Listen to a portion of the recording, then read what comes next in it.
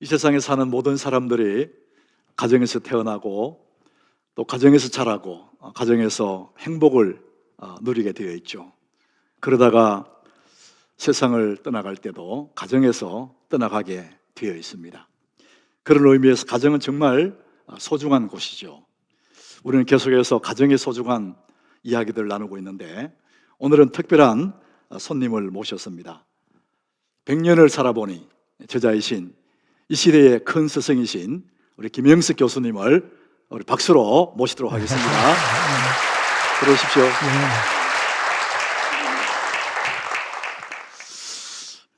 아유, 교수님, 먼 길 오셔서 너무 감사합니다. 예, 교수님, 사람들이 제일 궁금한 게 연세가 얼마일까 굉장히 궁금해하세요. 이따만큼 사람들이 나보고 교수님 100세 이상 되시는데 맞습니까? 그래. 나는 아마 우리 어머님이 가르쳐준 나이니까 틀림없을 겁니다. 네. 그러긴 하는데 예. 이젠 만 101가 넘은 셈입니다. 이제 네. 102세를 가고 있고 그럽니다. 이 책을 쓰실 때 보니까 네. 그때가 16년이더라고요. 예. 예. 호적으로 제가 보니까 20년, 1920년생이시니까요. 예. 벌써 한 세기를 네. 사신 것 같습니다. 우리 근대사 역사 같습니다. 예. 100년을 살아본 이 책을 보니까요. 예. 가장 첫 번째 그 챕터가 행복에 대한 얘기더라고요. 예. 모든 사람들이 이제 행복을 예. 추구하지 않습니까? 예. 뭐 스탕탈 같은 사람들은 사람이 아침에 집을 났을 때 행복을 찾아 나선다. 예. 이렇게 할 만큼 예. 대부분의 사람들이 예. 행복을 추구하는데 예. 우리 교수님이 생각하시는 그 행복이 어떤 예. 것인지 한번 말씀해 주시죠. 우리 행복이라든지 무슨 그 삶에 대한 문제를 취급하는 거 이제 윤리학이라고 그러잖아요. 윤리학. 예. 그런데 인류 역사에서 제일 처음 인류학 책을 쓴 사람이 그리스의 아리스토텔레스거든요. 그렇습니까? 네. 그 사람 때부터 이제 윤리학이 독립된 학문으로 오늘까지 이제 2300년 동안 왔는데 그 윤리학의 이제 출발이 다른 모든 것은 원하는 사람도 있고 원하지 않는 사람도 있지만은 그렇죠. 네. 행복은 누구나 원한다. 이제 그런 말로 시작해서 마지막 결론이 뭐인 거 아니? 인격이 최고의 행복이다. 인격. 예, 그런 결론이에요. 네. 그런데 그런데 철학계 통해서 나오는 얘기고 어떤 면에서는 우리 인류 역사에서 가장 지혜로웠다고 할까요? IQ가 높았던 분을 독일의 시인 괴테라고 그러는데요. 괴테요. 예, 괴테는 또 자기 나름대로 이제 인생을 자꾸 쭉 추구해 나가다가 얻은 결론이 결국은 인격이 최고의 행복이다. 같이 맥락이 같군요. 같은 이렇게. 결론이죠. 네. 그래서 나도 이렇게 살아보니까 사람은 자기 인격만큼 행복을 가지게 돼 있대요. 인격만큼. 예, 네. 또 인격이 높은 사람은 인격이 낮은 사람에게 행복을 또 나누어 줄 수 있고 그 인격의 차원이 행복의 차원이다. 이제 그렇게 생각하면 아마 좋을지 모르겠어요. 그 인격이라는 게 이제 행복을 담는 그릇 정도로 되는 거죠. 네, 행복을 담기도 하고 만들기도 하고 네. 만들어서 주기도 하고. 예. 그런데 이제 우리나라의 행복은 이제 새해 되게 되면 복 많이 받으세요 그러잖아요. 그렇죠. 네. 우리는 이제 복이라는 걸 이제 행복을 뭘로 생각하는 거 아니? 행운, 주어지는 거. 어쩌다가 주어지는. 공짜로 생기는 거. 네네. 예. 그래서 이제 복 많이 받으세요 하는 것은 금년에도 행운이 있길 원합니다. 또 관공리로 출세하게 되면 뭐 이제 관운이라고 그런 말 쓰잖아요. 그렇죠. 돈 많이 벌면 뭐 재운이라고 그러고. 그래서 이제 행운을 행복이라고 그러는데 지금 윤리학적인 면에서나 우리 또 기독교에서 팔복 같은 거 얘기하는 거 보면 이렇게 살았더니 행복해지더라.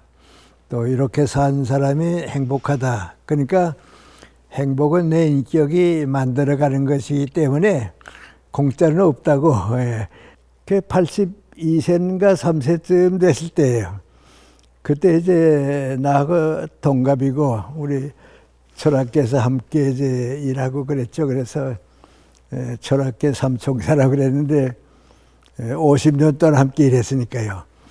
그 김태길 교수, 안병욱 교수하고 나하고 셋이 우연히 만났어요. 만나서 시간에 여유가 좀 있으니까 뭐 이런 얘기 저런 얘기 하다가 계란에는 노른자위가 있어서 병아리도 까나오고 계란굿을 하는데 우리 인생에도 80을 넘도록 살아보니까 계란의 그 노른자에 해당하는 것만큼 보람있고 알차고 행복했던 나이가 있었을 텐데 그게 몇 살쯤이었을까 그런 얘기가 나왔어요. 세 분이 이제 그런 말씀 나누셨다는 거군요. 근데 처음에는 50부터 아니었을까.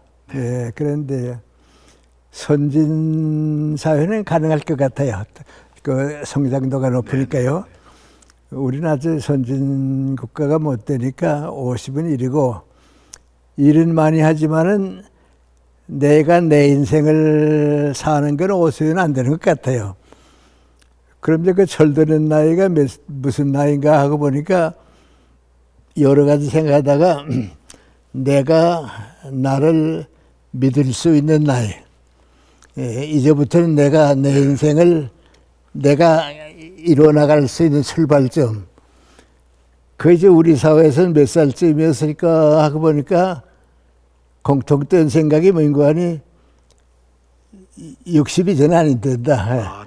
80이 돼도 뭐 나 믿지 못하는 사람이 있으니까 60은 돼야 한다. 그럼 60부터 몇 살까지가 계란 노른자에 해당하는 것만큼 행복한 나이였는가. 성장하는 동안은 행복했다.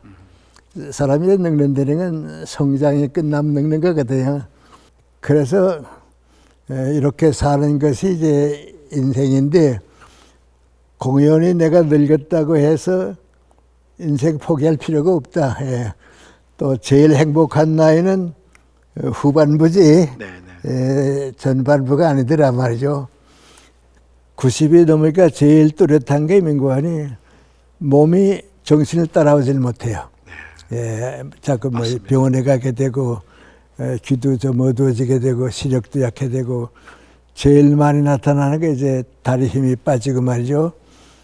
몸이 늙는 건 90이 넘으니까 할 수 없는데 정신력도 늙으니까 내가 생각해보니까 그건 아닌 것 같아요. 맞습니다. 성경에서도 그렇게 말씀하잖아요. 내가 경험해보니까요. 100년 동안 내가 이렇게 살아보았더니 내가 좀 일찍 크리스찬이 됐기 때문에 신앙에는 난 늙은 게 아니라고 생각해요. 다른 사람은 모르지만은 신앙을 가진 사람은 늙을 수가 없다. 왜냐하면 사명감이 있으니까 또 항상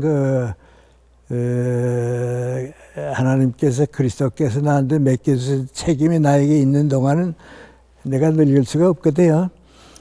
그래서 내가 한 신앙의 노릇 살았기 때문에 또 이런 100세까지 행복하게 사는 축복을 느끼지 않았나 이제 그런 데가. 저 교수님 그 책을 보니까 이기주의자들, 소유에 집착하는 사람들은 행복할 수 없다 이렇게 말씀하셨거든요. 그래서 우리 인격의 그릇을 키워내야 행복해지니까요. 거기에 대한 한번 조언을 좀 해주시면 좋을 것 같습니다. 이게 내 생각에는 민관이 일은 하는데 그 일에 대한 가치관이라고 할까, 일에 대한 어떤 공통되면서도 확실한 목표, 그게 없이 일했던 것 같아요, 대부분이. 근데 이제 정신적 노동 일하는 사람들은 뭐 교수가 되든지 뭐 신부나 목사가 되든지 하는 사람들은 그런 목적이 뚝 있으니까 있고요. 일반 사람들은 그저 월급 타기 위해서, 생계 있기 위해서, 그때 이제 개인 교육보다는 가정을 키우기 위해서 일하는데, 한 번쯤은 왜 일을 하는가, 일의 목적이 무엇인가, 그걸 한 번쯤은 가져보았으면 좋겠어요. 성경 읽어보면 예수님께서도 무엇을 먹을까, 마실까, 입을까, 이거 소중하지만은 그 인생의 목적은 아니다. 더 높은 목적을 가지게 되면 그건 자연히 따라오는 것이다. 그런 예수님의 교훈이 있잖아요. 네.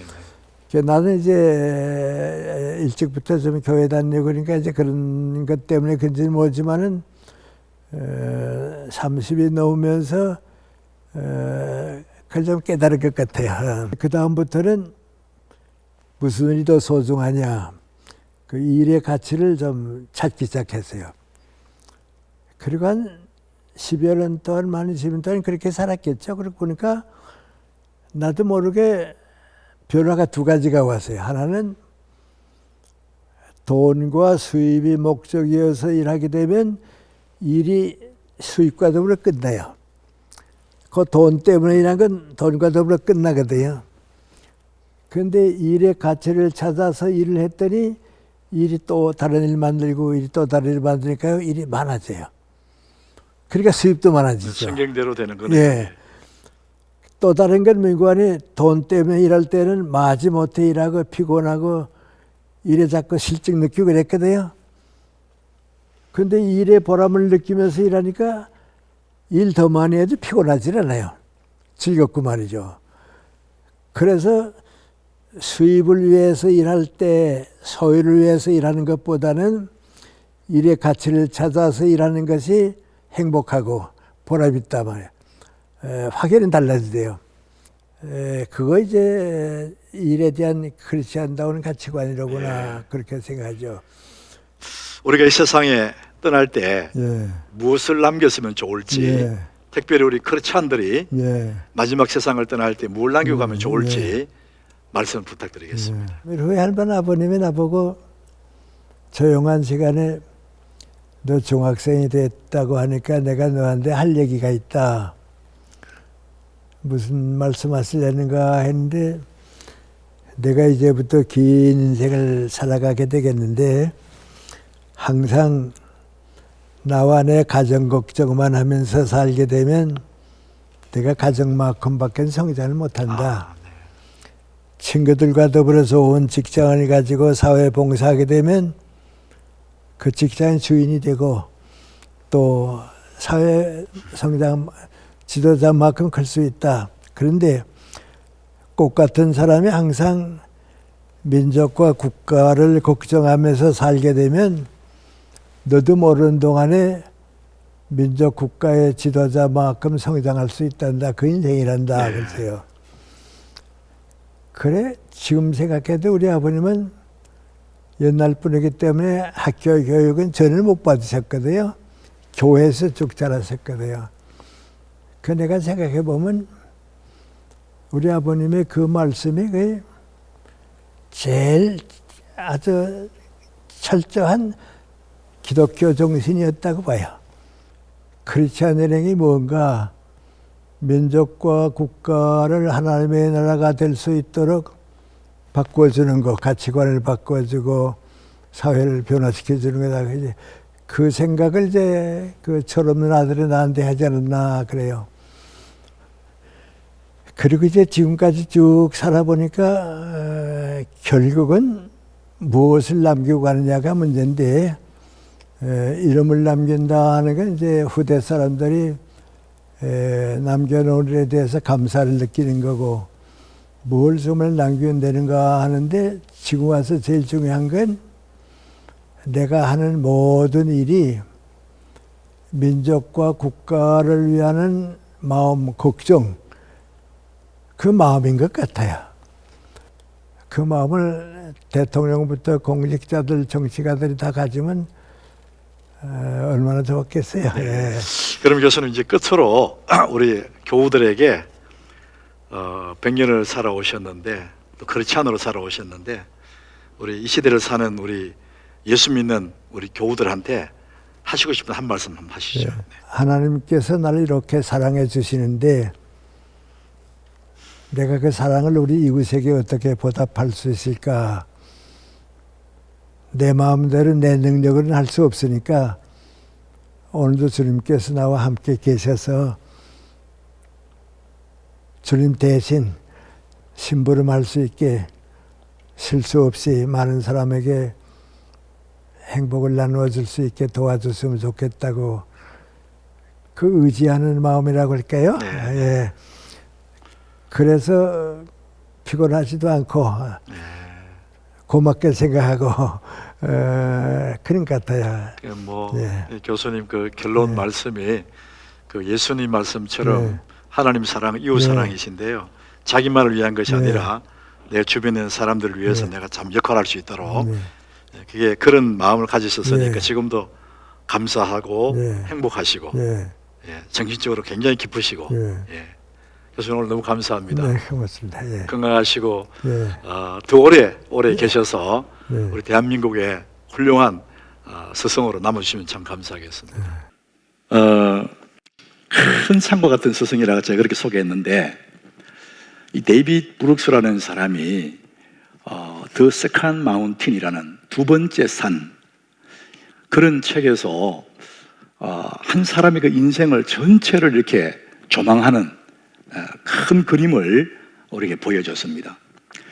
사람은 누구나 세상에 태어나면 한 산을 이렇게 오르기를 시작한답니다. 그 산 이름이 성공이라는 산이래요.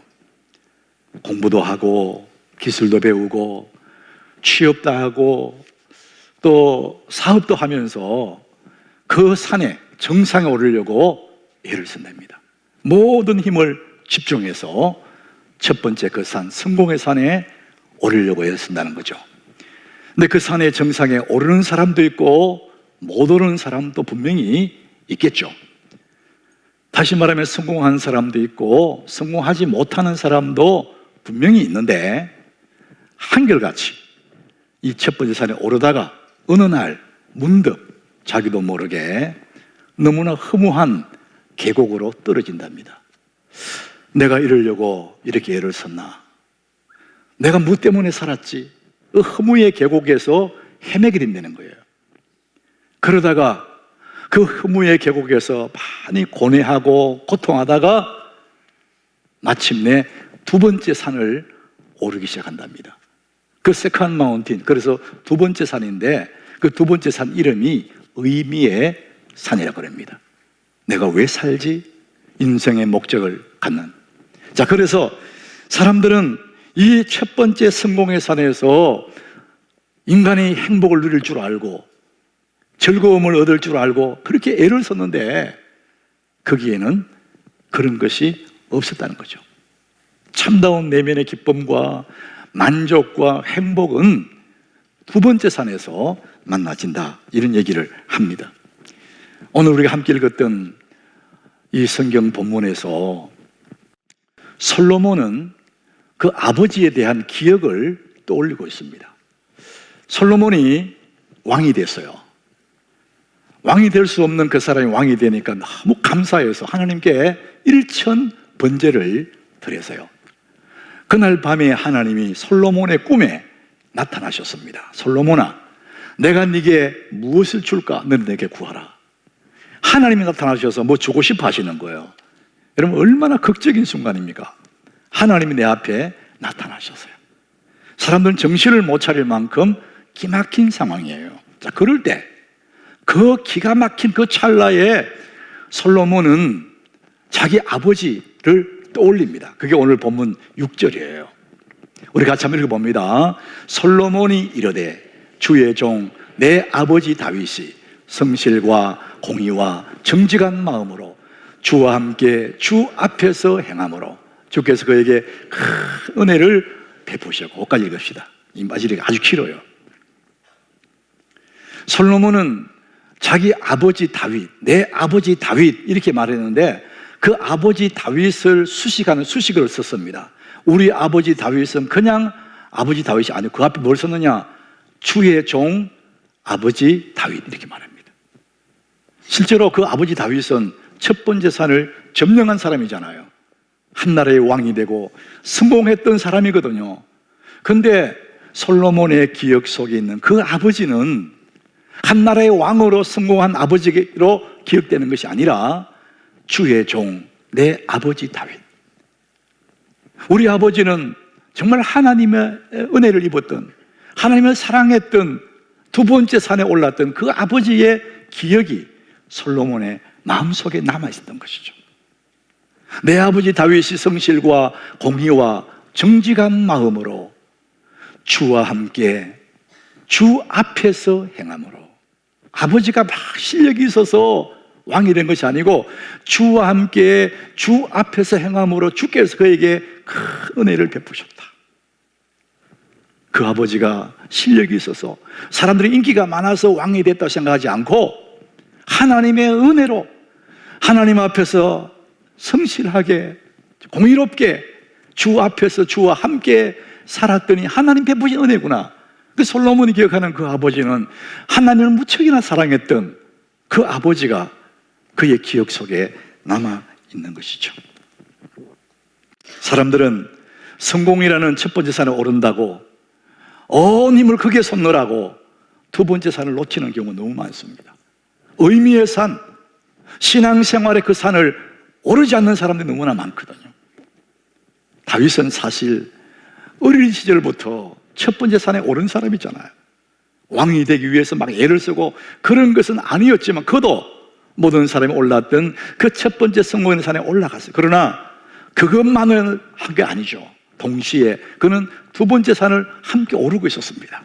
하나님의 은혜를 기억하고 주와 함께 주 앞에서 행하면서 그는 두 번째 산을 올랐던 그 사람이 바로 다윗이죠. 좋은 집, 넓은 집, 비싼 집, 그런데 오르려고 그것을 가지려고 얼마나 애를 씁니까? 근데 여러분, 그것이 나쁜 것도 아니고 잘못된 것도 아니에요. 그러나 여러분, 동시에 올라야 할 두 번째 산이 있습니다. 복된 가정, 하나님 은혜가 있는 아름다운 가정, 그 가정을 산에 함께 오르셔야 되죠. 인생의 행복과 기쁨은 좋은 집에 있는 게 아닙니다.